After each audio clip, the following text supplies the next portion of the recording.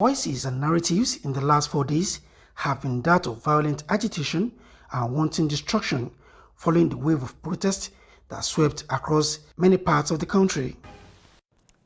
My fellow Nigerians, I speak to you today with a heavy heart and sense of responsibility. Addressing the protest in a special broadcast, President Bola Tinubu expressed sadness over the development, noting that the involvement and unfortunate death of young Nigerians, as reported in several states, along with destruction of public facilities, have all served to set the nation back. I commiserate with the families and relations of those who have died in the protest. We must stop further bloodshed, violence, and destruction. As the president of this country, I must ensure public order in line with the constitutional oath to protect the lives and property of every citizen. Our government will not stand idly by and allow a few with a clear political agenda to tear this nation apart. Under the circumstances, I hereby enjoin protesters and the organizers to suspend any further protest and create room for dialogue, which I have always acceded to at the slightest opportunity.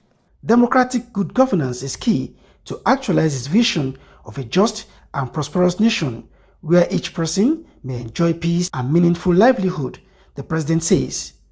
While calling the attention of Nigerians to the poor and unsustainable state of the economy before he took the saddle, President Tinubu again reminded them that the removal of fuel subsidy and few other of his policies, though painful, are necessary to rescue the economy from those that impede its growth. The current pain has its gains, as the president also shared some of the efforts of his administration on infrastructural development and resources utilization drive.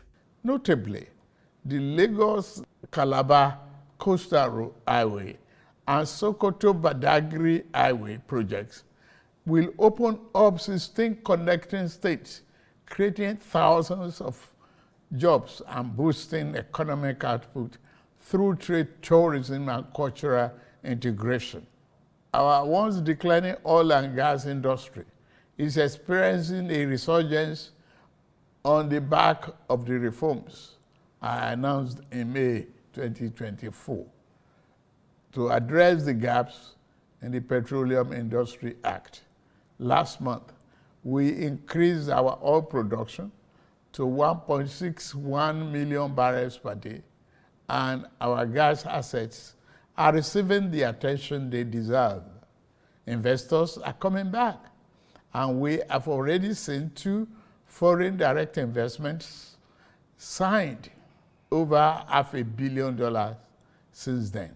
The youths are the arrowheads of the protest, and in seeking their understanding, the president notes that they are the intended beneficiaries of some of his initiatives, including the Student Loan Scheme, the Consumer Credit Corporation with a 200 billion naira fund, NER Fund, and Credit Corps, among others, set up to push their dreams.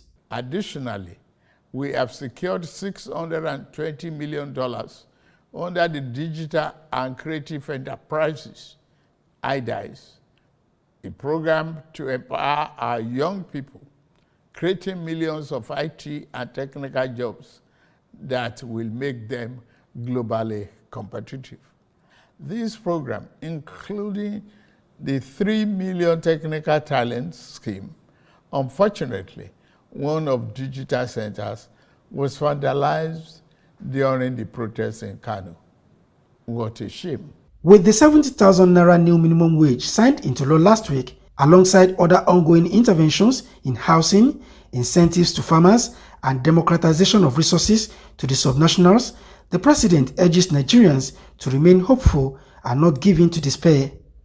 My dear Nigerians, especially our youths, I have heard you loud and clear.